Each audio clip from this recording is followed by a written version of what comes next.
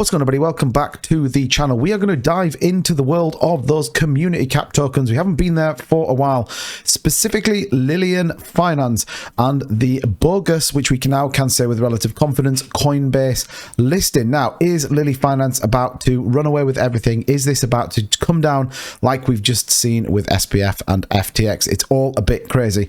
I'm going to dive into this one. So if you are into this sort of thing, then do me a favor, subscribe to the channel, hit the like button, all that kind of good stuff, and let's get into it. So currently still Lillian Finance still sit with a Coinbase Lily Finance banner, but it has gone radio silent over here. Nothing is coming out from their Twitter page. That it's very, very quiet. The last message we got December 10th, 5 days ago, and it says listing update. We want to let everybody know that due to unforeseen delays, we will not be listing today. Once we receive a new date, we will pass along the news. Well, we can confirm there will never be a new date. Lily Finance or Lillian Finance will not be listed on Coinbase. And you might be saying, well, Two-Bit, how do you know that?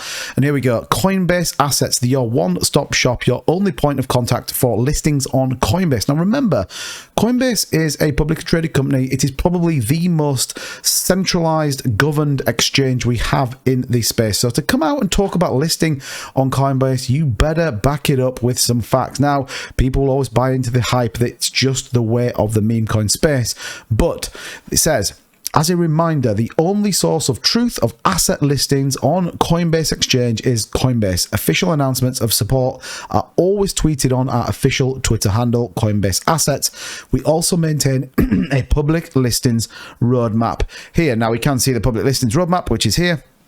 Ultimately, a blog of what is coming up. So you can see that we have Lido staked Sol on the Solana network and assets on other networks that are coming, Axela and Carver. No mention whatsoever of Lillian Finance. So again, we can confirm 100% that Lillian Finance will not be listed on it. Now, the worry here is ultimately, well, they've gone radio silent, which is never a great thing. When we take a look into their chart, particularly, we can see that it rode this massive dip. Someone told me it's about $3 million in taxes. Absolutely insane. But down 13% on the 24-hour, down nearly 60% on the week. So you can see this ride all the way up on the anticipation of the listing on Coinbase. And since then, it's kind of done 94,000 in volume.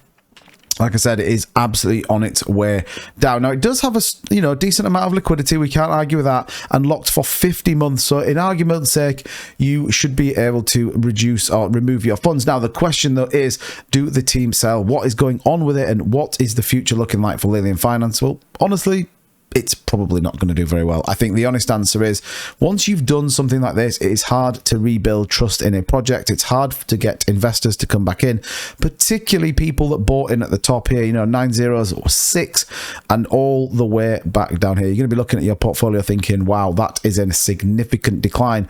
And I guess the moral of the story here with anything like this is always go and do your research. Always make sure you are following the correct port, and ultimately never believe anything that a dev team says when it comes to these big centralized exchange listings. It's always imperative that you go and find your own information. Like I said, I'll leave a link to the Coinbase Assets page in the description. You can go and follow it, but anything listed on Coinbase will go on there.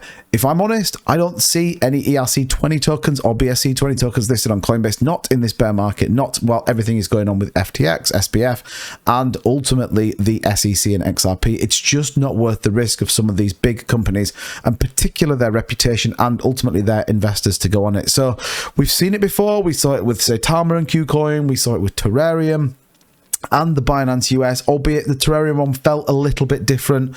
Whether that was actually a scam, there was some level of evidence to support the potential of a scam, albeit that could have been made. But this one feels different. This one feels malicious. It feels deliberate, and ultimately a lot of people got in on good faith. And the fact that there was a child involved in it, like you've heard on probably a number of other videos, doesn't feel particularly great. But the lesson we've learned, it's an important lesson, always go to the source as opposed to the person talking about it. Let me know in the comments what you think about all of this. Did you get into Lily Finance, or were you fortunate enough to avoid it? I'll talk to you guys in the next video.